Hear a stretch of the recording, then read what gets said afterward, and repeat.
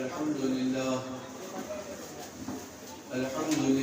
نحمده ونستعينه ونستغفره ونؤمن به ونتوكل عليه ونعوذ بالله من شرور أنفسنا ومن سيئات أعمالنا من يهده الله فلا مضل له ومن يضلل فلا هادي له ونشهد أن لا إله إلا الله وحده لا شريك له ونشهد أن سيدنا ونبينا وشفيعنا وحبيبنا وطبيبنا وكريمنا وسندنا ومولانا محمد وعلى آله وأصحابه وبارك وسلم تسليما كثيرا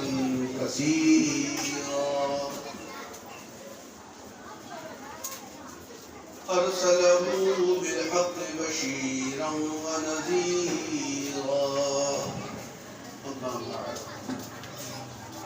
فقد قال الله تبارك وتعالى في كلامه المجيد والفرقان الحميد: فأعوذ بالله السميع العليم من الشيطان الرجيم. بسم الله الرحمن الرحيم. لقد من الله على المؤمنين إذ بعث فيهم رسولا من أنفسهم وقال النبي صلى الله عليه وسلم: لولا كلمة خلقت الأفلاك. صدق الله العلي العظيم وصدق رسوله النبي الكريم ونحن على ذلك لمن الشاهدين والشاكرين والحمد لله رب العالمين. درود شریف پڑھیں. اللهم صل على محمد وعلى آل محمد كما صليت على إبراهيم وعلى آل إبراهيم إنك حميد مجيد.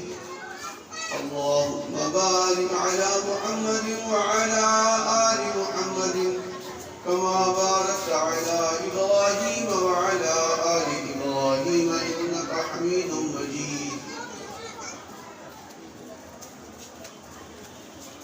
نام محمد سے دلوں کو سرور ملتا ہے،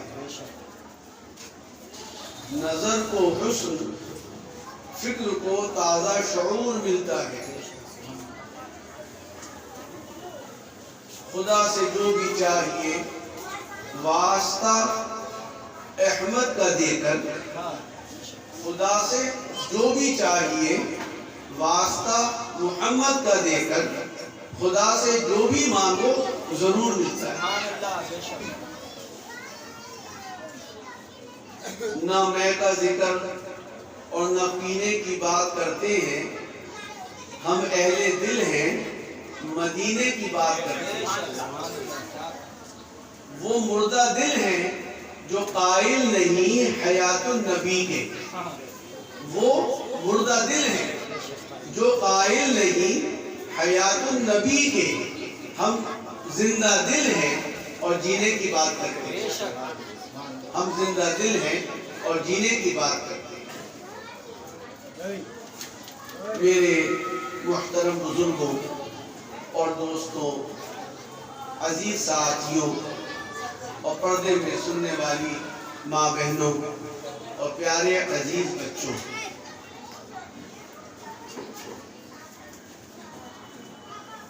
آج کی یہ جو مجلس ہے یہ دینی امت کمیٹی کی طرف سے قائم کی گئی ہے.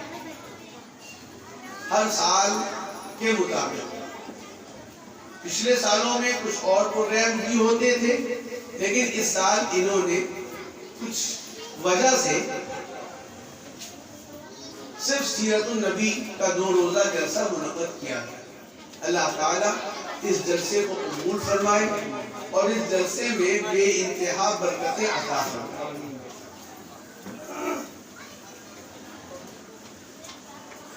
دیکھیے اللہ تعالیٰ نے ہم سب کو انسان بنایا اور یہ انسان اتنا قیمتی ہے کہ اللہ تعالیٰ نے قرآن مجید میں ارشاد فرمایا لَقَدْ خَلَقْنَا الْإِنسَانَ فِي أَحْسَنِ تَقْوِيمٍ، ہم نے اس انسان کو بہترین سانچے میں ڈھالا ہے۔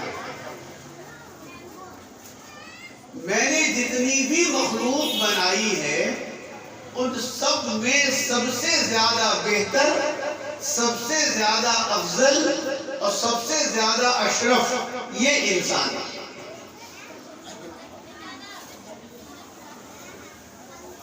جن چیزوں سے میں نے دنیا کو بنایا انہی چیزوں سے میں نے انسان کو بھی بنایا۔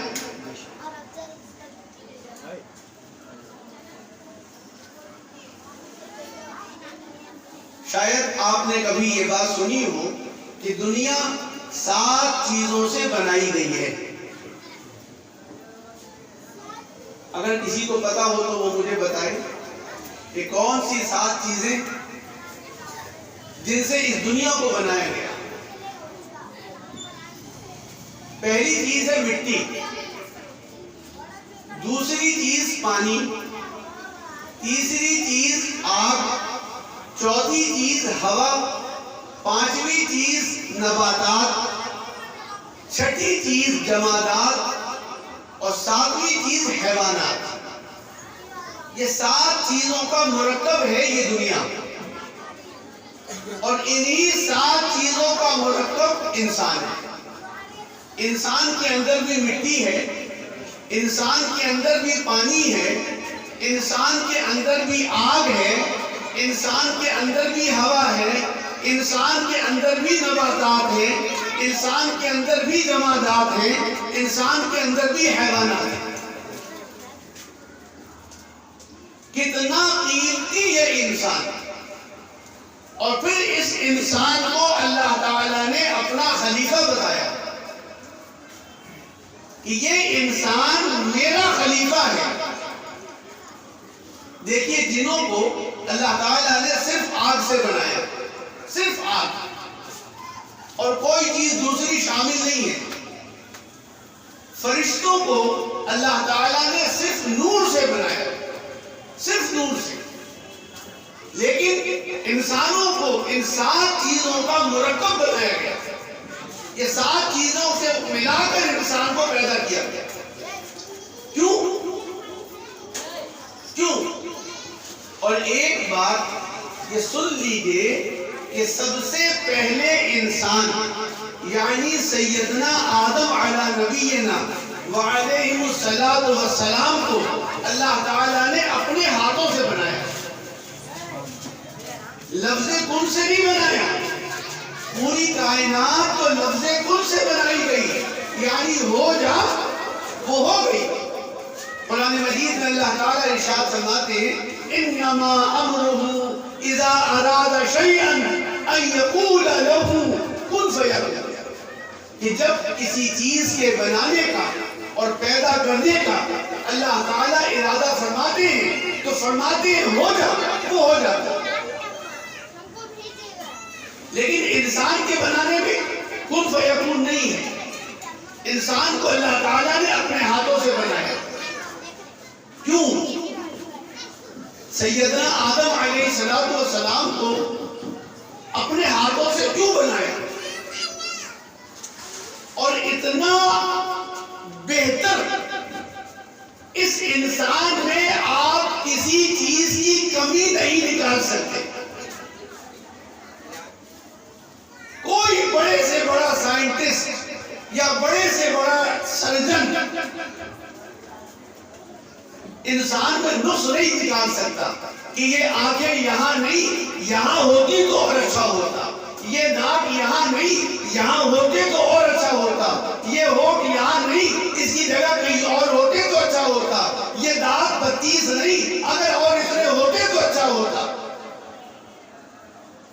لیکن یہ اللہ تعالیٰ کی قدرت، کیونکہ اللہ تعالیٰ کو ان کا مقصد کچھ اور ہے اس انسان کی تخلیق میں۔ دیکھیے، سارے انسانوں میں سب سے بہتر انسان انبیاء علیہم السلام، اور ان تمام نبیوں میں سب سے بہتر اور سب سے اشرف اور سب سے اعلیٰ اور سب سے اتم اور سب سے افضل جناب محمد رسول اللہ صلی اللہ علیہ وسلم۔ میں نے جو قرآن پاک کی تلاوت کی ہے، آیت کریمہ کی، اس میں اللہ تبارک و تعالیٰ ارشاد فرما رہے ہیں لَقَدْ مَنَّ اللَّهُ عَلَى الْمُؤْمِنِينَ إِذْ بَعَثَ فِيهِمْ رَسُولًا مِّنْ أَنفُسِهِمْ۔ اے مومنوں، اے مسلمانوں، غور سے سنو میری بات کو۔ میں نے تمہارے اوپر، تمہارے لیے، تم میں سے جو رسول بھیجے ہیں، جن رسول کو بھیجا ہے، بھیج کر میں نے بہت بڑا احسان عظیم کیا ہے۔ میں نے یہ آسمان بنا کر تم پر احسان نہیں کیا، میں نے یہ زمین بنا کر تم پر احسان نہیں کیا، میں نے یہ سمندر بنا کر تم پہ احسان نہیں کیا، میں نے یہ پہاڑ بنا کر تم پر احسان نہیں کیا، میں نے یہ چاند اور سورج اور ستارے بنا کر تم پر احسان نہیں کیا، لیکن میں نے جو اپنا محبوب تمہیں دیا ہے، اپنا محبوب تمہیں دے کر ہم نے تم پر بہت بڑا احسان کیا۔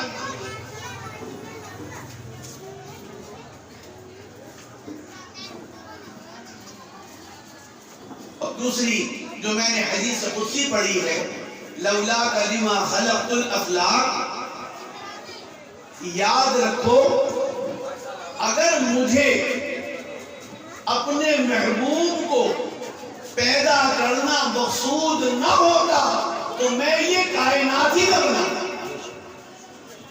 میں یہ دنیا نہیں بناتا، نہ یہ آسمان بناتا، نہ یہ زمین بناتا، نہ یہ ستارے بناتا، نہ یہ چاند سورج بناتا، نہ فرشتوں کو بناتا، نہ جنوں کو بناتا، کچھ بھی نہ بناتا۔ یہ پوری کائنات میں نے بنائی ہے صرف اور صرف اپنے محبوب جناب محمد رسول اللہ صلی اللہ علیہ وسلم کے لیے۔ دیکھیے، اللہ تعالیٰ نے اپنا محبوب ہمیں دیا ہے۔ دنیا میں کوئی کسی کو اپنا محبوب نہیں دیتا ہے، کوئی اپنا محبوب نہیں دیتا۔ آپ دیں گے اپنے محبوب کو کسی کو دیں گے؟ اپنے پیارے کو کسی کو دیں گے؟ نہیں دیں گے۔ لیکن اللہ تعالیٰ نے ہم لوگوں کو اپنا محبوب دیا ہے۔ ایک بات میں اور عرض کر دوں، ہماری حیثیت کچھ نہیں ہے، ہماری اوقات کچھ نہیں ہے۔ اگر ہم تعریف کرنے پر آئیں جناب محمد رسول اللہ صلی اللہ علیہ وسلم کی، تو آپ کی تعریف کا حق ادا نہیں کر سکتے۔ کیوں؟ اس لیے کہ اللہ تعالیٰ کے سوا سرکار دو عالم صلی اللہ علیہ وسلم کا مقام اور مرتبہ کوئی نہ جان سکا ہے اور نہ کوئی جان سکے گا، کوئی نہیں جان سکتا۔ ہم لفاظی کرتے ہیں،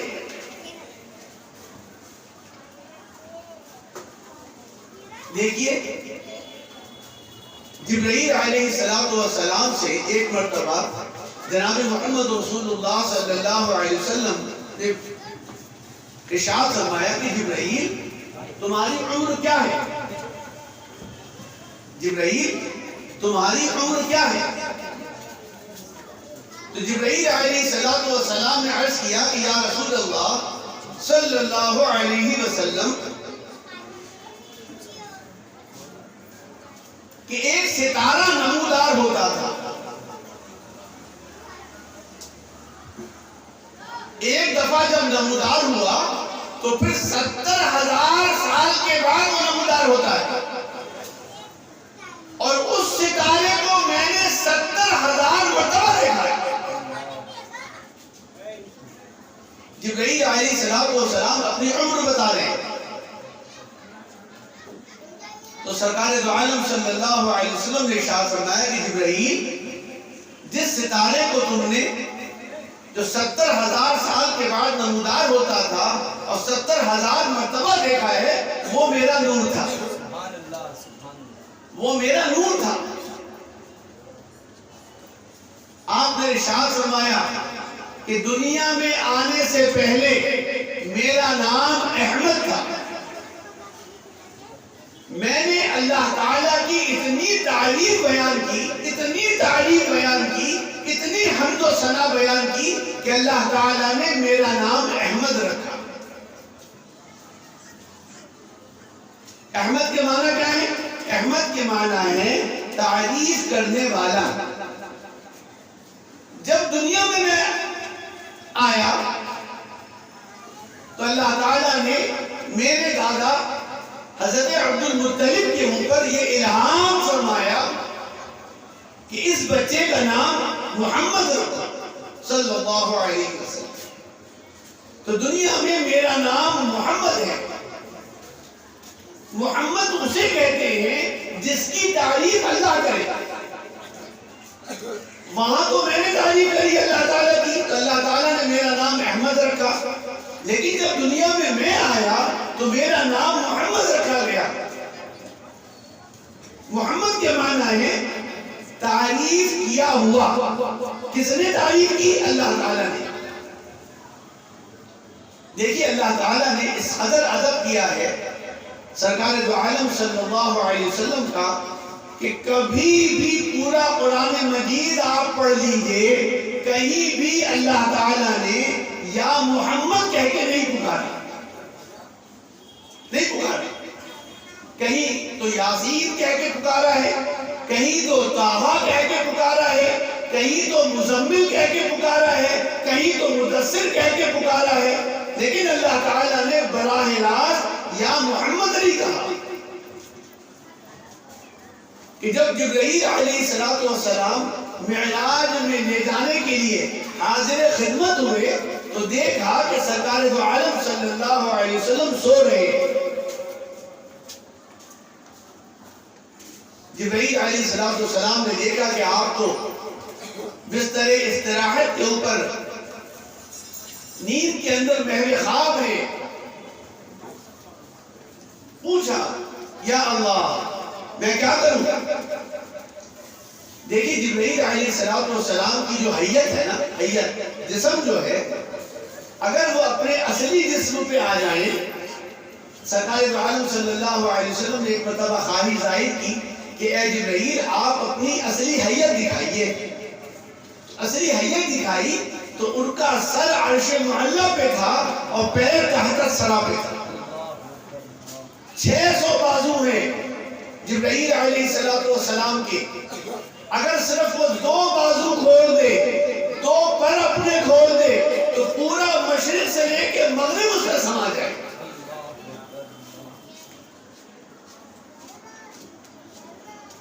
ایک مرتبہ ابو جہل نے سوال کیا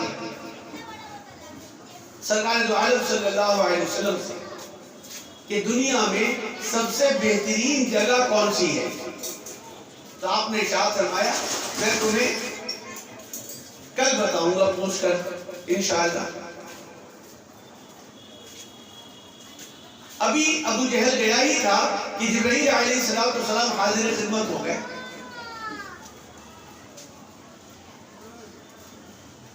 تو جبرائیل علیہ السلام سے آپ نے پوچھا جاؤ اللہ تعالیٰ سے پوچھ کر آؤ کہ دنیا میں سب سے بہترین جگہ کون سی ہے؟ وہ گئے اور پلک جھپکنے سے پہلے واپس آ گئے۔ پلک جھپکنے میں جتنی دیر لگتی ہے اس سے بھی پہلے وہ واپس آ گئے اللہ تعالیٰ سے پوچھ کر، اور بے انتہا خوش۔ سرکار دو عالم صلی اللہ علیہ وسلم نے جب ان کے چہرے کی خوشی دیکھی تو پوچھا کہ جبرائیل آج سے پہلے میں نے آپ کو اتنا خوش نہیں دیکھا جتنا کہ خوش آج دیکھ رہا ہوں۔ جبرائیل عرض کرنے لگے کہ یا رسول اللہ صلی اللہ علیہ وسلم آج میں وہاں پہنچا تھا اللہ تعالیٰ کے پاس جہاں معراج میں آپ تشریف لے گئے، کیوں کہ میں آپ کا سفیر بن کر گیا تھا۔ سفیر کو وہی عزت ملتی ہے جو ملک کے بادشاہ کو ملتی ہے۔ پتہ نہیں میری باتیں آپ کی سمجھ میں آ رہی ہے یا نہیں آ رہی ہے؟ اچھا صاحب سمجھ میں آ رہی ہے میری باتیں؟ نہیں تو میرا بولنا بیکار ہو جائے گا۔ دیکھیں میرا بیان لچے دار نہیں ہوتا ہے، لیکن الحمدللہ ایسا ہوتا ہے کہ آپ کے ذہنوں کے اندر بات بیٹھ جائے، اور میں یہی چاہتا ہوں کہ آپ حضرات کے ذہن میں بات بیٹھ جائے۔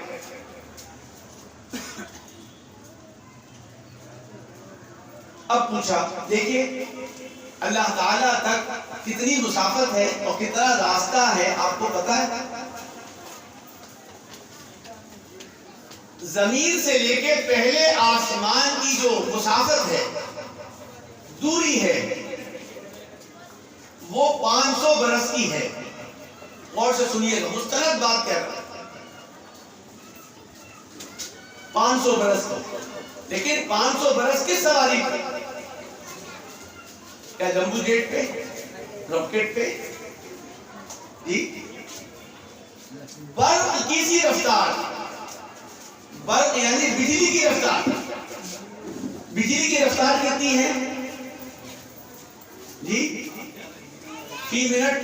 آپ کو ماشاءاللہ آپ بتائیے بجلی کی اسپیڈ کتنی ہے چلنے کی؟ جی 1,88,000 میل فی سیکنڈ، فی سیکنڈ، فی منٹ نہیں، 1,88,000 میل، کلومیٹر نہیں، کلومیٹر کا ڈیڑھا ہوتا ہے میل، 1,88,000 میل فی سیکنڈ۔ اگر اس رفتار سے کوئی چلتا ہے تو 500 برس کا راستہ ہے زمین سے پہلے آسمان، پھر پہلے آسمان سے دوسرے آسمان کی مسافت بھی اتنی ہے، پھر دوسرے آسمان سے تیسرے آسمان کی مسافت بھی اتنی ہے، گویا کہ 7ویں آسمان تک پہنچنے پر آپ کو 4,000 سال لگیں گے، برق کی سی رفتار پہ، بجلی کی رفتار پہ اگر آپ پہنچیں گے تو۔ پھر اس کے بعد سدرۃ المنتہا، پھر اس کے بعد لوح و قلم، پھر اس کے بعد عرش معلیٰ، پھر اللہ تبارک و تعالیٰ، اتنی مسافت ہے۔ لیکن جبرائیل پلک جھپکنے سے پہلے آتا ہے۔ سمجھ میں آ رہی بات؟ کتنی اسپیڈ ہے ان کی؟ پلک جھپکنے سے پہلے جبرائیل علیہ السلام اللہ تعالیٰ سے پوچھ کر آ گئے۔ پوچھا آپ نے، اللہ تعالیٰ نے کیا ارشاد فرمایا؟ فرمایا اللہ تعالیٰ نے ارشاد فرمایا کہ دنیا میں سب سے بہترین جگہ مسجد ہے۔ سب سے بہترین جگہ کیا ہے؟ مسجد ہے۔ اور سب سے بدترین جگہ بازار۔ لیکن ہمارا وقت بازاروں میں زیادہ گزرتا ہے، مسجدوں میں کم، اور ہم تو اکثر مسجد میں جاتے ہی نہیں، بھائی مسجد سے تعلق ہی نہیں ہے۔ جبکہ دنیا میں یہ جتنی مسجدیں ہیں نا، یہ سب جنت کی کیاریاں ہیں، یاد رکھیے۔ ان سب مسجدوں کو قیامت سے پہلے اٹھا لیا جائے گا، بیت اللہ کو، اور بیت اللہ کے ساتھ جوڑ دیا جائے گا، اور جوڑنے کے بعد پھر جنت سے جوڑ دیا جائے گا۔ یہ ساری مسجدیں کیا ہیں؟ جنت کے ٹکڑے ہیں، یاد رکھیے۔ سرکار دو عالم صلی اللہ علیہ وسلم ارشاد فرمایا کہ جب جنت کے باغوں میں گزرو خوب چلو۔ چلنے سے مراد وقت گزارو۔ صحابہ نے عرض کیا کہ یا رسول اللہ صلی اللہ علیہ وسلم جنت کے باغ کیا ہیں؟ آپ نے فرمایا مسجدیں۔ کیا فرمایا؟ مسجد۔ بات سمجھ میں آ رہی؟ جی بات سمجھ میں آ رہی؟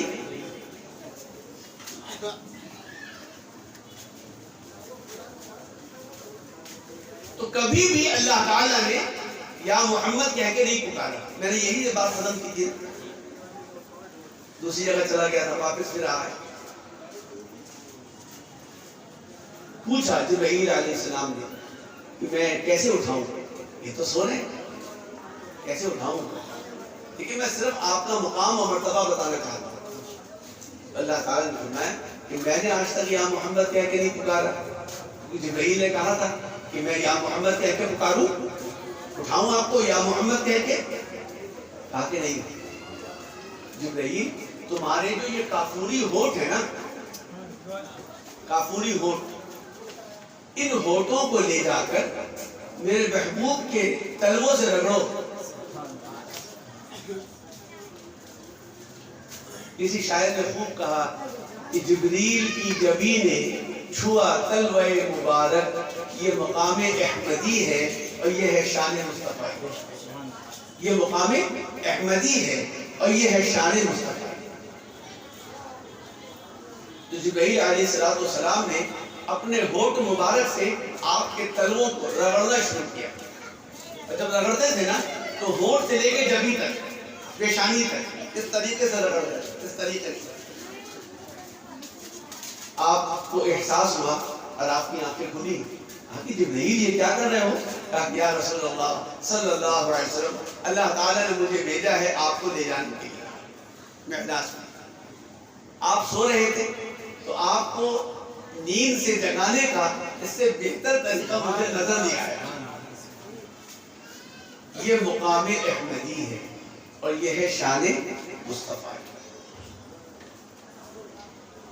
اب آئیے میں اپنی پہلی بات پہ واپس آتا ہوں. ہم لوگوں کو اللہ تعالیٰ نے دنیا کی اس مٹی سے بنایا ہے اور کتابوں میں لکھا ہے کہ جس کو جس مٹی سے, بھئی پیچھے والے اگر آگے آ جائیں تو بچے پیچھے چلے جائیں گے. اگر جس کو جس مٹی سے بنایا گیا ہے اس کو وہی دفنایا جاتا ہے. سنا آپ نے کبھی؟ آپ نے دیکھا ہوگا کہ ہم کلکتے کے رہنے والے بمبئی گئے, بمبئی میں انتقال ہو گیا, وہی دفنا دیا گیا.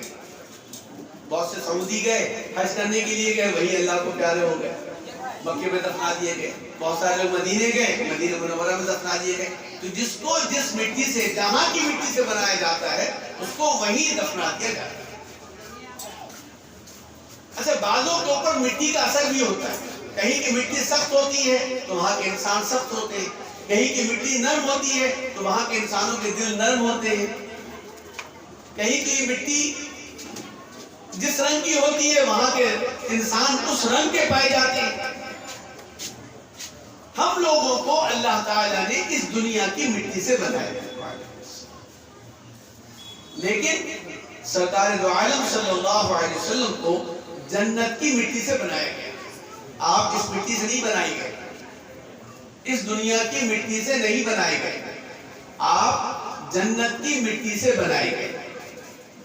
کیوں کہ جنت کو حیات ہے, جنت کو حیات ہے, جنت میں حیات ہے, جنت کو بقا ہے. جنت میں جو داخل ہو جائے گا ایک مرتبہ, کیا اس کو دوبارہ موت آئے گی؟ نہیں آئے گی.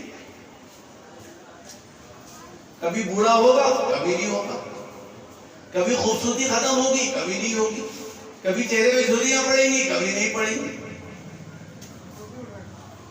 جنت میں حیات ہے, اس لیے آپ کو جنت کی مٹی سے بنایا گیا ہے. بعض لوگ کہتے ہیں کہ آپ بھی بشر تھے, ہم بھی بشر ہیں, آپ ہماری طرح بشر تھے. نہیں, بالکل غلط, بالکل غلط. ایک مرتبہ آپ صلی اللہ علیہ وسلم اپنے گھر میں حضرت عائشہ کے پاس کھڑے ہو کر ایک اپنی جوتی سی رہے تھے, پھٹ گئی ہو گئی. دیکھیے, آپ کبھی اپنی بیویوں پہ حکم نہیں کیا کہ پانی پلاؤ, کبھی نہیں کیا. یہ کام کرو, وہ کام کرو, یہ کرو, وہ کرو, کبھی نہیں. آپ گھر میں جھاڑو خود لگا لیا کرتے تھے, اپنے کپڑے خود دھوتے تھے, خود غسل فرماتے تھے,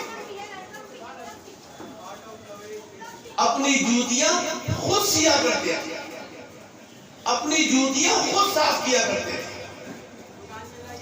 تو حضرت عائشہ صدیقہ رضی اللہ تعالی عنہ کے کمرے میں آپ اپنی جوتی کو صاف کر رہے ہیں، پسینہ ہتھیلیوں سے ہو کر کوہنی تک آ کے نیچے ٹپ ٹپ، گرمی کا زمانہ بہ رہا۔ تو حضرت عائشہ نے عرض کیا یا رسول اللہ صلی اللہ علیہ وسلم، آپ کو بھی پسینہ آتا ہے، مجھے بھی پسینہ آتا ہے۔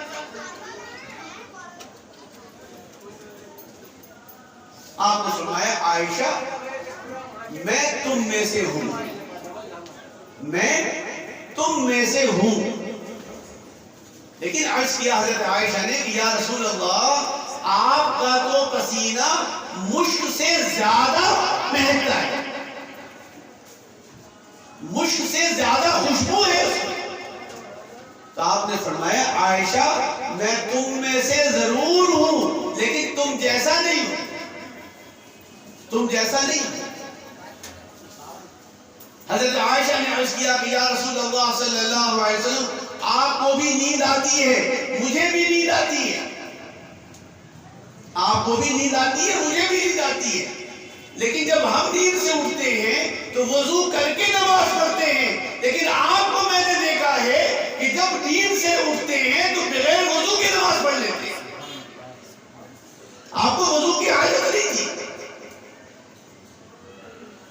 آپ نے فرمایا عائشہ تمہیں بھی نیند آتی ہے، مجھے بھی نیند آتی ہے، اس لیے کہ میں تم میں سے ہوں، لیکن مجھے نیند کے بعد وضو کی ضرورت نہیں پڑتی، اس لیے کہ میں تم جیسا نہیں ہوں، تم جیسا نہیں ہوں۔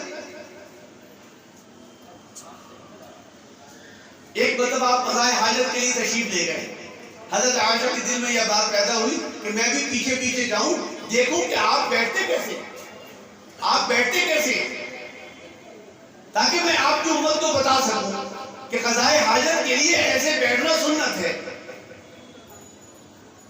جب میں وہاں گئی اس قدر خوشبو تھی وہاں پہ، اس قدر خوشبو تھی کہ میں نے ایسی خوشبو سے پہلے کبھی نہیں سنی۔ دیکھیے ہم اگر نہ نہائیں تو ایک ہفتے میں ہمارا کیا حال ہو، مجھے کہنے کی ضرورت نہیں ہے۔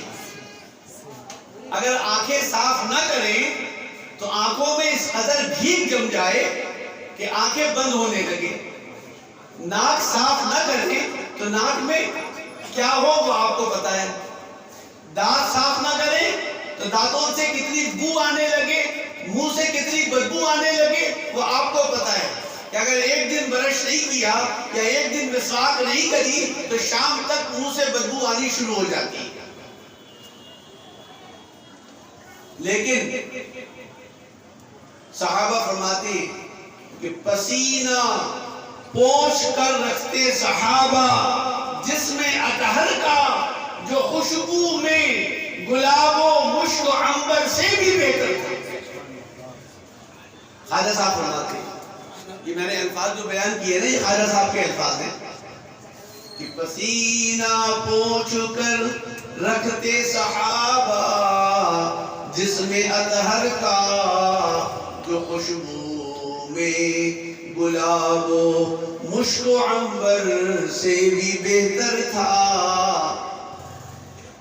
غزوہ تبوک سے جب واپسی ہوئی تو ام ہانی کے مکان پر، گرمی کا زمانہ تھا، ام ہانی رضی اللہ تعالی عنہ کے مکان پر آپ نے تشریف رکھا اور آپ کو جو کچھ تھا ام ہانی کے یہاں وہ پیش کیا، اور پیش کرنے کے بعد آپ لیٹ گئے، آپ کو نیند آ گئی۔ جب نیند آئی تو گرمی کا زمانہ تھا، پیشانی پسینے سے بھر گئی اور ایسا محسوس ہوتا تھا گویا کہ ہیرے چمک رہے۔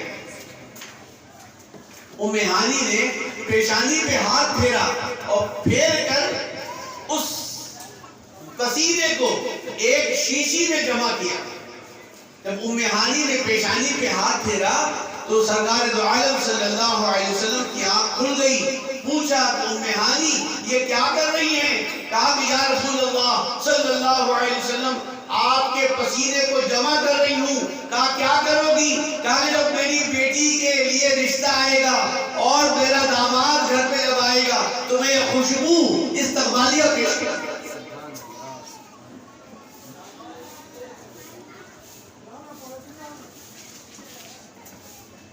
پسینہ پوچھ کر رکھتے صحابہ جسم اطہر کا، جو خوشبو میں گلاب و مشک و عنبر سے بھی بہتر تھا۔ فضا ساری مہک جاتی تھی آپ جس راہ سے جاتے، فضا ساری مہک جاتی تھی آپ جس راہ سے جاتے، نکلتے جستجو میں صحابہ جو وہ خوشبو سے پتا پاتے، خوشبو سے پتہ لگاتے تھے کہ سرکار دو عالم صلی اللہ علیہ وسلم اس گلی سے گزرے ہیں اور اس گھر میں گئے ہیں اور یہاں گئے ہیں اور وہاں گئے ہیں۔ ڈھونڈنے کے لیے کسی سے پوچھنا نہیں پڑتا تھا، اس خوشبو سے وہ پہچان جاتے تھے کہ آپ صلی اللہ علیہ وسلم کہاں تشریف لے گئے۔ اس لیے ہمارے حضرت کے دادا جان شاہ عبد الغنی صاحب پھول پوری نور اللہ مرقدہ فرمایا کرتے تھے کہ دیکھو مٹی کا گلاس بھی گلاس ہی کہلاتا ہے اور چاندی کا گلاس بھی گلاس ہی کہلاتا ہے اور سونے کا گلاس بھی گلاس ہی کہلاتا ہے، لیکن سونے کے گلاس میں اور مٹی کے گلاس میں زمین آسمان کا فرق ہے۔ ہم مٹی کے گلاس ہیں اور آپ سونے کا گلاس ہیں۔ جی ہماری تھوک میں وبا ہے، آپ کے لعاب دہن میں شفا ہے۔ جی غار ثور کے اندر سیدنا ابوبکر صدیق رضی اللہ تعالی عنہ کو جب اس سانپ نے ڈسا اور اس کی وجہ سے جو سیدنا ابوبکر صدیق رضی اللہ تعالی عنہ کو جو پسینہ آیا، اور پسینہ کیونکہ وہ آپ کے ران مبارک پر آرام فرما رہے تھے اور آپ کی آنکھ لگ گئی تھی تھکن کی وجہ سے، تو جب وہ پسینہ آپ کے چہرے انور پہ گرا ہے تو آپ کی آنکھ کھل گئی، دیکھا کہ ابوبکر پریشان ہے، پوچھا کہ ابوبکر کیا بات ہے؟ تو آپ نے اپنی پریشانی بتائی، آپ نے فرمایا اچھا ایڑی ہٹاؤ۔ جب ایڑی ہٹائی تو دیکھا کہ وہاں سانپ مستقل ڈس رہا تھا، آپ نے اپنا لعاب دہن لیا اور اس ایڑی پہ لگا دیا، حضرت ابوبکر صدیق رضی اللہ تعالیٰ عنہ کو آرام ہو گیا۔ اس لیے بعض لوگ کہتے ہیں کہ آپ بھی انسان تھے ہم بھی انسان ہیں، آپ بھی بشر تھے ہم بھی بشر ہیں، لیکن ہمارے بشر ہونے میں اور آپ کے بشر ہونے میں زمین آسمان کا فرق ہے۔ ہم مر جائیں گے، ہماری بیویاں بیوہ ہو جائیں گی، 4 مہینے 10 دن کے بعد تو کسی اور سے نکاح کر سکتی ہیں، لیکن امہات المؤمنین یعنی جناب محمد رسول اللہ صلی اللہ علیہ وسلم کی ازواج مطہرات آپ کے دنیا سے تشریف لے جانے کے بعد وہ کسی کی نکاح میں نہیں جا سکتے۔ کیوں؟ اس لیے کہ آپ کو موت آئی ہی نہیں۔ وہ بظاہر حضرت اسرائیل تشریف لائے اور اجازت طلب کی اور آپ کی روح مبارک کو لے جایا گیا، وہ بظاہر کیونکہ کل نفس ذائقۃ الموت، اس لیے لیکن سرکار دو عالم صلی اللہ علیہ وسلم آج بھی حیات سے ہیں۔ یاد رکھیے گا اس بات، یہ نہ سمجھیے کہ آپ دنیا سے تشریف لے گئے۔ آج بہت سے لوگ آپ کی موت کے قائل ہیں، لیکن ہم لوگ آپ کی موت کے قائل نہیں ہیں، ہم آپ کی حیات کے قائل ہیں۔ میں نے جو یہ شعر پڑھا کہ نہ میں کا ذکر نہ پینے کی بات کرتے ہیں، ہم اہل دل ہیں اور مدینے کی بات کرتے ہیں۔ وہ مردہ دل ہیں جو قائل نہیں حیات النبی، جو قائل نہیں حیات النبی کے، ہم زندہ دل ہیں اور جینے کی بات کرتے ہیں۔ آپ صلی اللہ علیہ وسلم اپنی قبر اطہر کے اندر، اپنے مزار مبارک کے اندر حیات سے آرام فرما رہے ہیں۔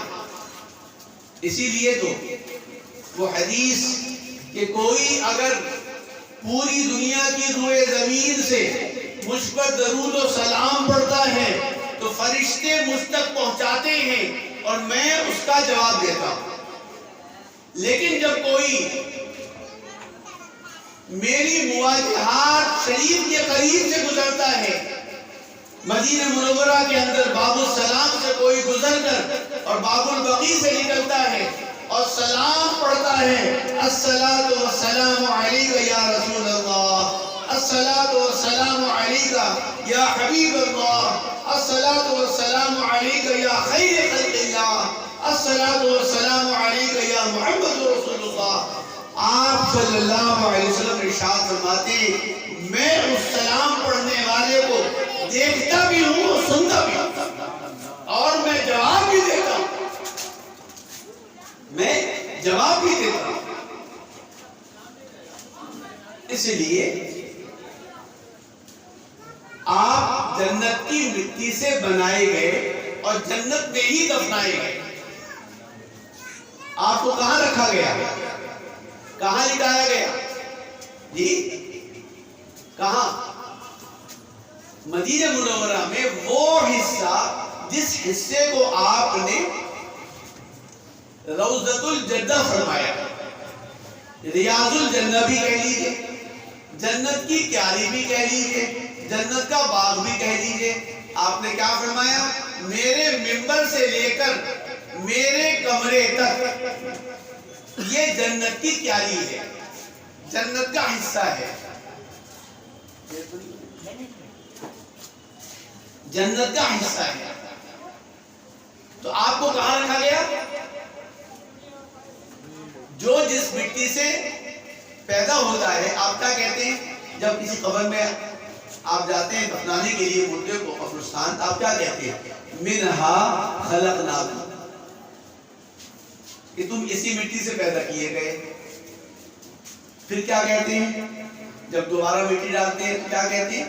وفیہا نعیدکم، پھر تم اسی مٹی میں لوٹائے جا رہے ہو، جہاں سے اور جس مٹی سے تم کو پیدا کیا گیا اسی مٹی میں تم کو رکھا جا رہا ہے۔ وفیہا نعیدکم، عید کے معنی لوٹانے کے ہیں، تو ہم تمہیں لوٹا رہے ہیں اسی مٹی میں جہاں سے تم کو بنایا گیا۔ وَمِنْهَا نُخْرِجُكُمْ تَارَةً أُخْرَىٰ، جب آپ تیسری مرتبہ مٹی ڈالتے ہیں تو یہ پڑھتے ہیں نا کہ تم اسی مٹی سے پھر نکالے جاؤ گے قیامت کے دن، آخرت کے دن، حساب و کتاب کے دن، جزا کے دن، سزا کے دن نکالے جاؤ گے۔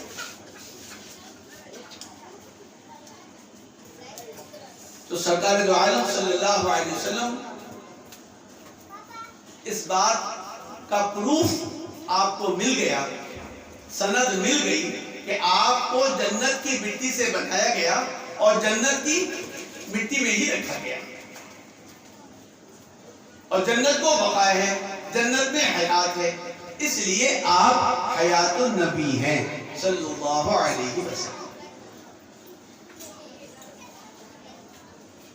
آپ نے یہ بھی ارشاد فرمایا کہ ہر جمعرات کو میری امت کے اعمال مجھ پر پیش کیے جاتے، فرشتے لے کر جاتے۔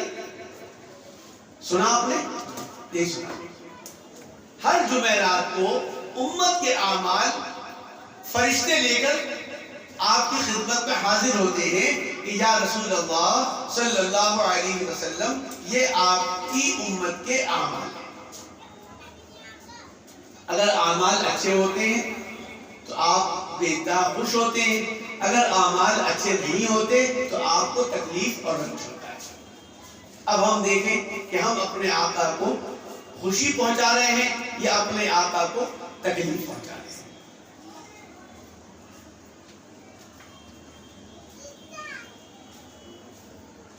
سیدنا ابو بکر صدیق رضی اللہ تعالی عنہ، جن کا پوری امت میں ایک نمبر پہ مقام ہے۔ آپ ایک نمبر پہ ہیں نا؟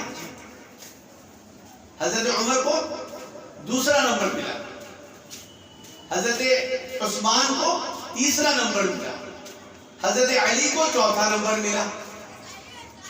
چوتھے نمبر پہ آپ ہیں۔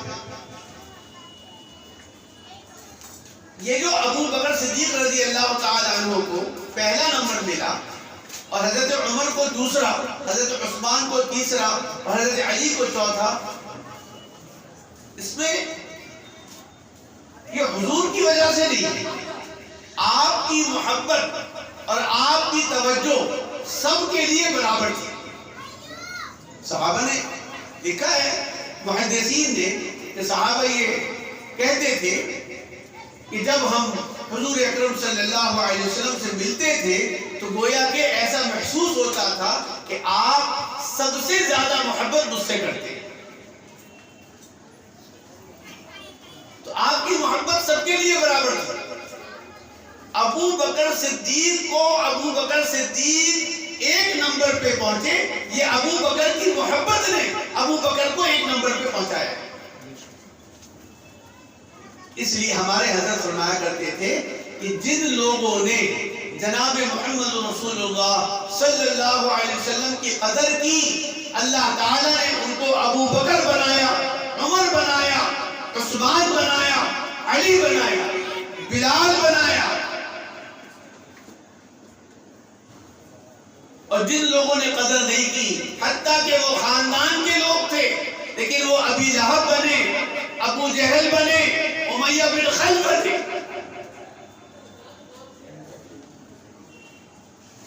تو یہ ہمیں سوچنا ہے، کیا ہم جناب محمد رسول اللہ صلی اللہ علیہ وسلم کی جیسی قدر کرنی چاہیے ہم ویسی قدر کرتے ہیں؟ اگر ہم قدر کرتے ہیں تو یاد رکھیے اللہ تعالیٰ بھی ہمیں بہت بلند مقام عطا فرمائیں گے۔ اگر ہم قدر نہیں کرتے تو پھر ڈریے اس بات سے کہیں ایسا نہ ہو کہ دنیا میں تو ہم عبد الکریم اور عبد الجبار اور عبد الرحیم رہے ہوں، لیکن قیامت کے دن ہمارا نام ان لسٹوں سے کاٹ دیا گیا۔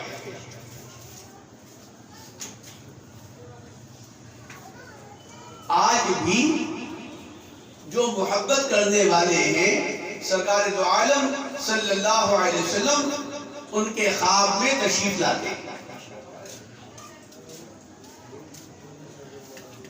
اور جو پوری دنیا میں ایک غوث اور 3 قطب اور 40 ابدال اور 500 برگزیدہ بندے جو ہر وقت رہتے ہیں نا، ان سے تو ملاقاتیں ہوتی ہیں، میٹنگ ہوتی ہے جناب محمد رسول اللہ صلی اللہ علیہ وسلم۔ یہ ادھر ادھر کی باتیں نہیں ہیں، لیکن عام لوگ، چلیے دنیا میں خواب میں آپ تشریف نہیں لائے یا دنیا میں آپ کی ملاقات نہیں ہوگی، تو قیامت کے دن تو آپ کی ملاقات ہوگی، ہر ایک امتی کی ملاقات ہوگی، ہر ایک امت کا فرد آپ کے سامنے حاضر ہوگا۔ تو آپ دیکھیے کیا ہم اپنا چہرہ آپ کو دکھانے کے قابل ہیں؟ آپ کا سامنا کرنے کی ہمارے اندر ہمت ہے؟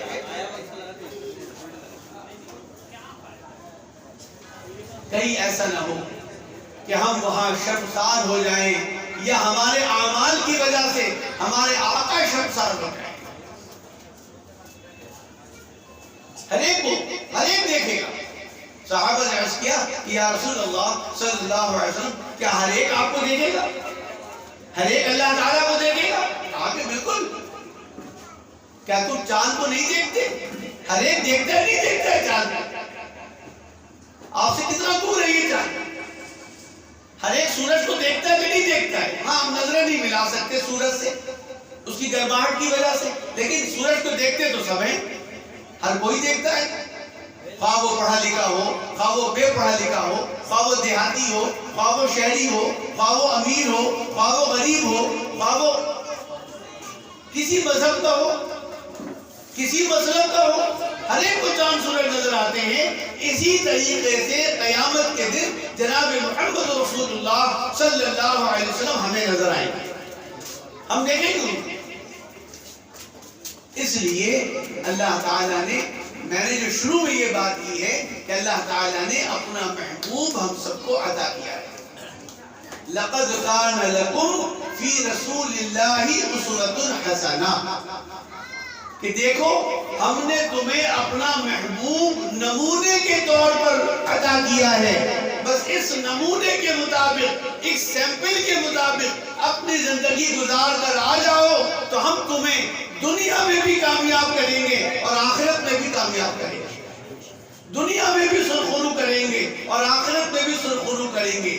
دنیا میں بھی عزت دیں گے اور آخرت میں بھی عزت دیں گے. دنیا میں بھی دولت دیں گے اور آخرت میں بھی دولت دیں گے. یاد رکھیے اللہ تعالیٰ تو دنیا میں ہمیں دولت سے نوازنا چاہتے ہیں. تو اس دنیا میں اس دولت کی یا اس دنیا میں کسی چیز کی اللہ تعالیٰ کے نزدیک کوئی حیثیت نہیں. لیکن اللہ تعالیٰ نے ارشاد فرمایا، ہاں اگر تم میرے حکموں پر اور میرے محبوب جناب محمد رسول اللہ صلی اللہ علیہ وسلم کے طریقے پر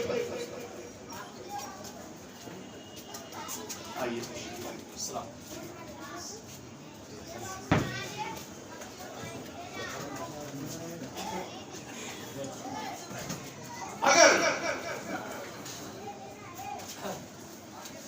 اللہ کے حکموں کے مطابق اور اللہ کے پیارے رسول جناب محمد رسول اللہ صلی اللہ علیہ وسلم کے طریقے کے مطابق اگر تم زندگی گزار کر آ گئے تو یہ دنیا، جیسے کہ نوشاد صاحب نے ایک شعر پڑھا تھا کہ کی محمد صلی اللہ علیہ وسلم سے وفا، تو نے تو ہم تیرے ہیں، یہ جہاں چیز ہے کیا لوح و قلم تیرے. ہم سب کچھ دیکھیے، غلاموں کو آقا بنا دیا کس نے؟ جناب محمد رسول اللہ صلی اللہ علیہ وسلم. کہ زمانے بھر کے غلاموں کو آقا کر دیا جس نے. کیا نظر تھی جس نے مردوں کو مسیحا کر دیا. جی، مردوں کو مسیحا کر دیا. اس لیے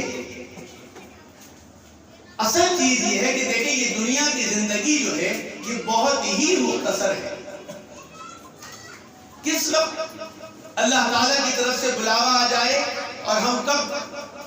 ہمارے حضرت کے دادا جان شاہ عبد الغنی صاحب پھول پوری نور اللہ مرقدہ اکثر فرمایا کرتے تھے، نہ جانے بلا لے پیا کس گھڑی، تو رہ جائے تکتی کھڑی کی کھڑی.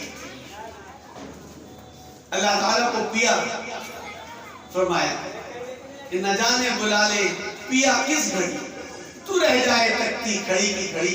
پھر انسان کو ایک سیکنڈ کی مہلت نہیں ملتی. اسی لیے خواجہ صاحب فرماتے کہ رہ کے دنیا میں بشر کو نہیں زیبا غفلت، موت کا دھیان بھی لازم ہے کہ ہر آن رہے. جو بشر آتا ہے دنیا میں یہ کہتی ہے قضا، میں بھی پیچھے چلی آتی ہوں ذرا دھیان رکھیں. اس لیے جو اللہ تعالیٰ نے مہلت دی ہے، اس مہلت سے ہمیں فائدہ اٹھانا چاہیے. ہمیں اپنا ہر عمل، اس لیے حضرت حکیم اختر صاحب رحمت اللہ علیہ نے فرمایا کہ نقش قدم نبی کے ہیں، جنت کے راستے اللہ سے ملاتے ہیں سنت کے راستے. اپنی زندگی کو سرکار دو عالم صلی اللہ علیہ وسلم کے طریقے کے مطابق ڈھالیے. کیوں کہ دوسرا طریقہ اللہ تعالیٰ کے نزدیک قابل قبول نہیں ہے. اگر کوئی بھی طریقہ اللہ تعالیٰ کے نزدیک قابل قبول ہے تو وہ جناب محمد رسول اللہ صلی اللہ علیہ وسلم کا طریقہ ہے. اس لیے 24 گھنٹے والی زندگی کے اندر اور پیر کے ناخن سے لے کے سر کے بال تک اپنے آپ کو ڈھالنے کی کوشش کیجئے جناب محمد رسول اللہ صلی اللہ علیہ وسلم کے طریقے. کیوں کہ آپ کا ایک ایک طریقہ یعنی آپ کی ایک ایک سنت ساتوں زمین اور ساتوں آسمان کے علاوہ اللہ تبارک و تعالیٰ کے ما سوا اس کے اندر ما سوا اللہ تعالیٰ کے اور جو کچھ اس کے اندر ہے وہ سب سے زیادہ قیمتی ایک سنت ہے, ایک طریقہ آپ کا, خواہ وہ جسے آپ چھوٹا طریقہ سمجھتے ہو یا بڑا طریقہ سمجھتے ہو, ساتوں زمین اور ساتوں آسمان جو کچھ اس کے اندر ہے ما سوا اللہ کے اس سے زیادہ قیمتی ایک سنت ہے.